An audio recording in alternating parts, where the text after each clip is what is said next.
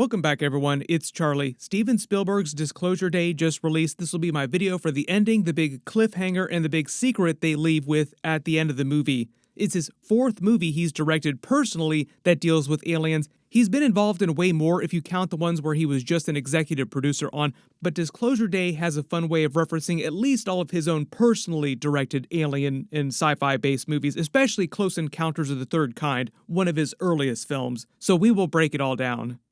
This is why I think we didn't spot any big Transformers references in the movie, because he's just executive producer on all those live-action Michael Bay Transformers movies. But it would have been funny if they'd have seen a VW Beetle or a giant truck driving in the background that looked a lot like Optimus Prime. Careful for spoilers for the end of the movie. We will be talking about everything and what it means. At the end of the movie, Emily Blunt and Josh O'Connor's characters, Margaret Fairchild and Daniel Kellner, remembered that they were both abducted by the aliens in the movie when they were 10 years old and had since suppressed the memories.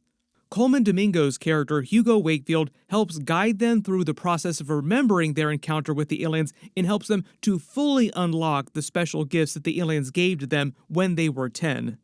In an extended scene, we see a full flashback to the aliens taking them to one of their ships, upgrading, evolving their bodies with enhanced abilities with the sole purpose of helping the aliens communicate with humans and helping humans understand and empathize with both the alien species and with each other, humans understanding each other more fully.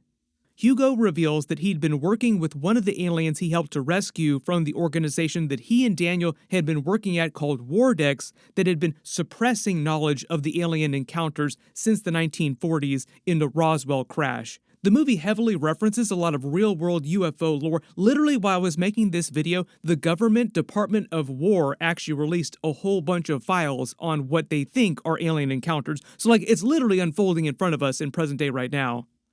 The movie heavily plays on this whole conspiracy aspect that there have been alien encounters on Earth previously and people have been covering it up.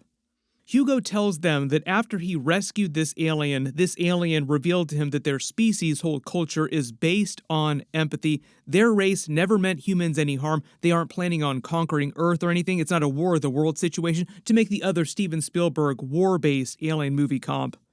And they just want everyone in the universe to understand each other more fully and empathize with each other more fully, live together in harmony in a glorified Star Trek universe situation. Live long and prosper. The aliens' goal is to reach Star Trek levels, but without all the wars that you see in the Star Trek movies and Star Trek TV shows.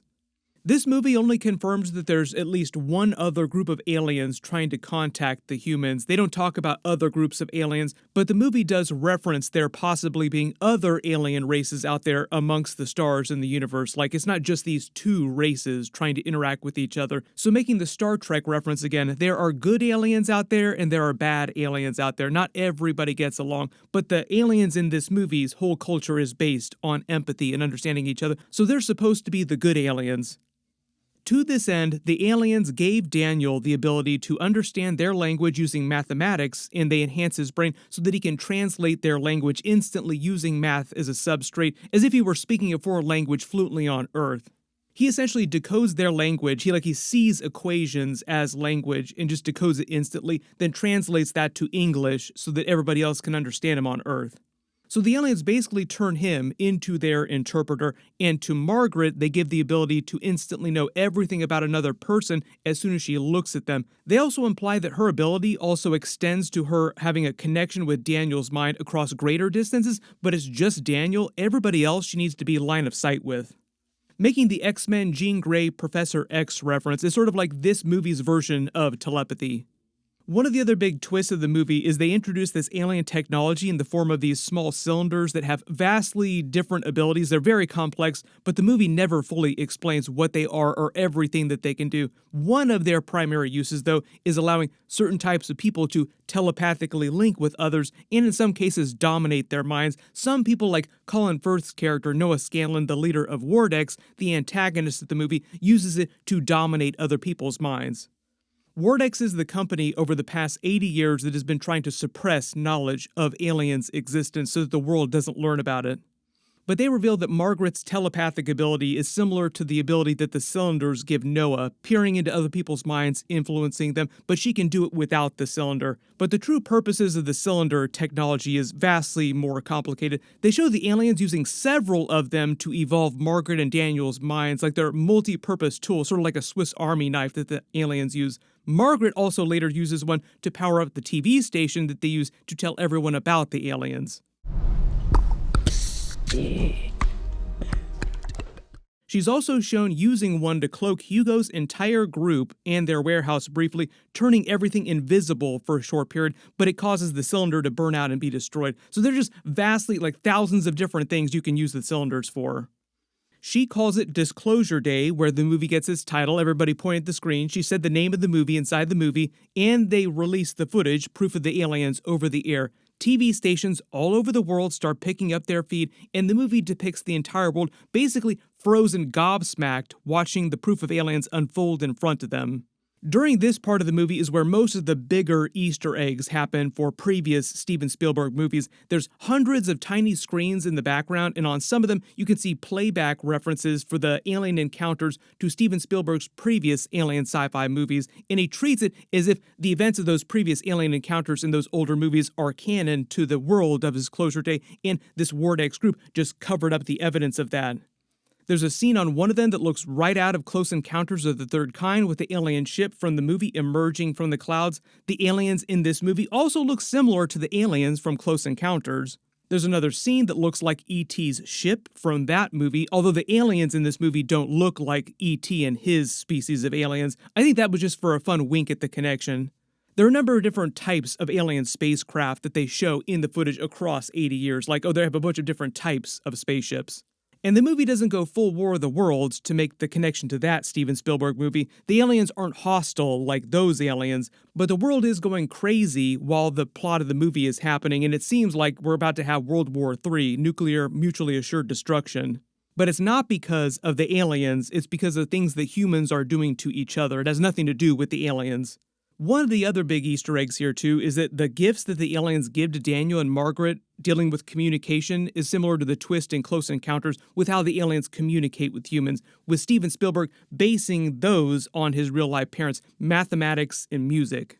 Margaret's song she sings is Disney's Snow White, Someday My Prince Will Come, when she's 10 years old. It's all about the loss of innocence in this context, as she's about to have her mind woken to much greater things beyond the human race.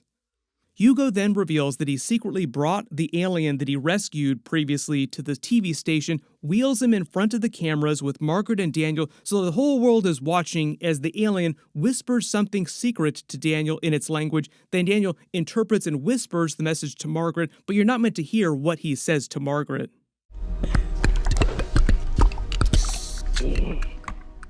While this is happening, you also notice zoom and enhance on the alien's uniform that he wears. You can see what look like Egyptian hieroglyphics and symbols, which is meant to imply that the aliens had visited Earth long before the 1940s Roswell crash and had some influence on the rise of Egyptian culture and language. So I view this as being a sly wink at the conspiracy theory that aliens were behind the pyramids, even though we have real-life evidence the humans created the actual pyramids in ancient Egypt. If you watched any of the Stargate movie or TV series, they also use this for lore and plot for those. But the real reveal there is that these aliens had probably been visiting Earth for thousands of years since the dawn of humanity, not just the last 80 years. And this whole time, they've just been trying to coexist with us and make first contact. Margaret then steps in front of the other cameras again and tells the whole world that they need to listen. This is important because she's about to tell everyone on the planet what the alien just said. And then the movie just cuts to credits right there before she tells you what the secret message was. That's it. No post-credit scene, no mid-credit scene either. So everyone is asking, what did the alien actually say to Daniel? What was the message and what happens next after this? Looking at everything that the aliens told Hugo, Margaret, and Daniel earlier in the movie and before the events of the movie, over the past 80 years, possibly thousands of years, they had been trying to find a way to peacefully make first contact with Earth. They never intended to colonize or conquer Earth, they just wanted to get to know humans and help them lead more peaceful, productive lives, achieve more human potential, lead to like a more Star Trek type of universe, Federation of Planets kind of situation, like long-term future. But because of WARDEX thwarting that over the years, their contingency plan, Plan B, was relying on Hugo's kindness, with this one alien rescuing him, then changing Margaret and Daniel to help ease the world into first contact.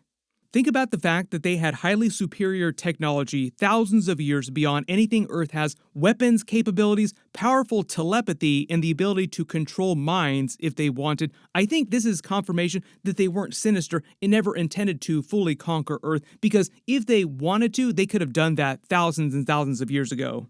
So the alien's secret message to Daniel at the end of the movie is most likely the alien beginning that first conversation the alien race wanted to have with humans thousands of years ago, the past 80 years. Hello, this is my name. I am from this other race. We seek to know humans more and look to coexist with you. And ultimately, I think Steven Spielberg is saying they want to do the Star Trek thing, like I've said before.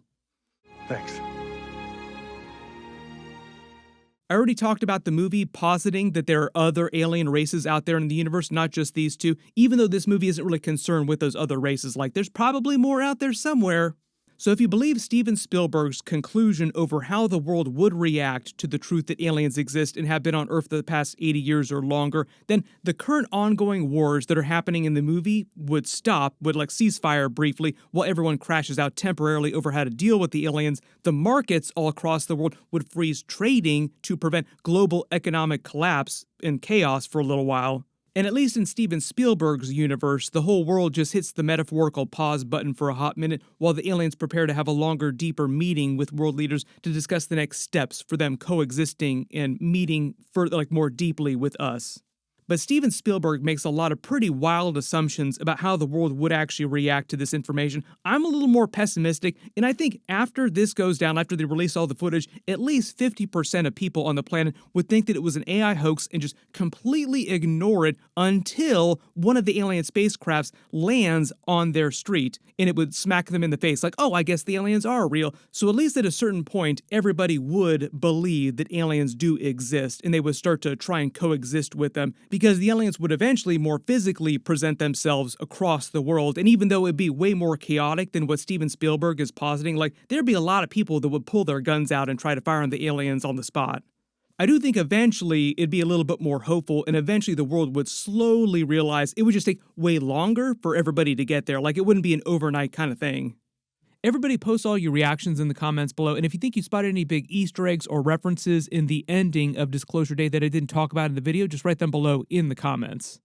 While I was making this video, there was a bunch of new stuff for the Batman 2 movie that came out. I'll try to do a video for that as soon as possible. I'm also in the middle of working on my House of the Dragon Season 3 early review. That should post on Sunday, so be sure to enable alerts for my channel so you don't miss that. Everybody click here for that video. I'll update the link as soon as I post it. And click here for my brand new Spider-Man Brand New Day trailer for that leaked version of the trailer. Thank you so much for watching, and I will see you guys in the next one.